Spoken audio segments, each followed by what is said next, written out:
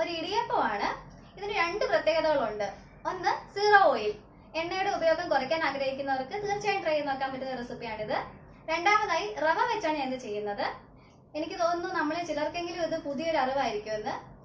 എന്തായാലും നമുക്ക് റെസിപ്പിയിലേക്ക് പോവാം. അതിന് മുമ്പ് ഒരു കാര്യം പറഞ്ഞോട്ടെ.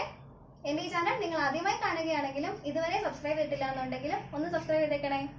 1 കപ്പ് റവ ചെറിയ തീയിലിട്ട് നല്ലൊരു മണം വരുന്നിടം വരെ നന്നായി വറുത്തെടുത്തിരിക്കുന്നതാണിത്. ഇനി ഇത് നമുക്ക് ഒരു മിക്സിയുടെ ജാറിലോട്ടിട്ട് നന്നായിട്ടൊന്ന് പൊടിച്ചെടുക്കാം. റവ ഞാൻ നന്നായിട്ട് പൊടിച്ചെടുത്തിട്ടുണ്ട്. അത്ര അങ്ങ് നൈസായിട്ട് പൊടിഞ്ഞു വരത്തില്ല, ചെറിയൊരു തരി കാണും. ഇനി ഇതിലേക്ക് ആവശ്യത്തിന് ഉപ്പ് ചേർത്ത് കൊടുക്കാം. ഇനി ഇതിലേക്ക് നല്ല തിളച്ച വെള്ളം കുറേശ്ശെ കുറേശ്ശെയായിട്ട് ഒഴിച്ച് നന്നായിട്ടൊന്ന് കുഴച്ചെടുക്കണം. ഇനി ഇത് കൈകൊണ്ട് പിടിക്കാൻ പറ്റുന്ന ചൂടാകുമ്പോൾ നമുക്ക് കൈ വെച്ച് നന്നായിട്ടൊന്ന് കുഴച്ചെടുക്കാം.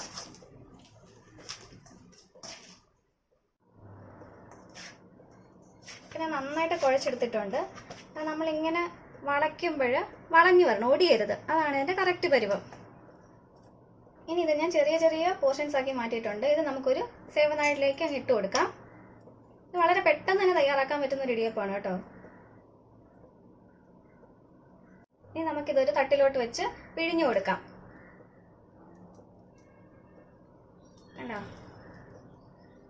നന്നായിട്ട് വരുന്നുണ്ട്.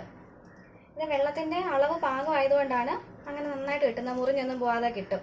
1 ഗ്ലാസ് റവയ്ക്ക് 1 ഗ്ലാസ് വെള്ളമാണ് കറക്റ്റ് കണക്കത്.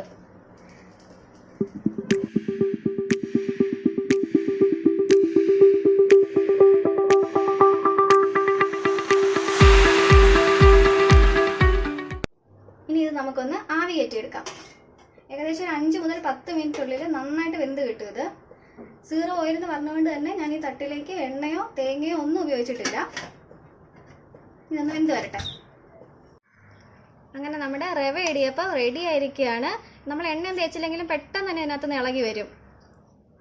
എല്ലാവരും ഒന്ന് ട്രൈ ചെയ്ത് നോക്കണം, എല്ലാവർക്കും ഇഷ്ടപ്പെടും. നമ്മൾ സാധാരണ ഇടിയപ്പം ഉണ്ടാക്കുന്നതിൻ്റെ ഏത് കറി ഇതിന് നല്ല കോമ്പിനേഷനാണ്. എല്ലാവരും ട്രൈ ചെയ്ത് നോക്കിയിട്ട് നിങ്ങളുടെ അഭിപ്രായങ്ങളും നിർദ്ദേശങ്ങളും എന്നെ അറിയിക്കുകയും വേണം. ഈ വീഡിയോ ഇഷ്ടപ്പെടുകയാണെങ്കിൽ ലൈക്ക് ചെയ്യാനും ഷെയർ ചെയ്യാനും മറക്കല്ലേ. അപ്പോൾ മറ്റൊരു വീഡിയോയുമായി കണ്ടുമുട്ടുന്നിടം വരെ ബൈ ബൈ. Thank you.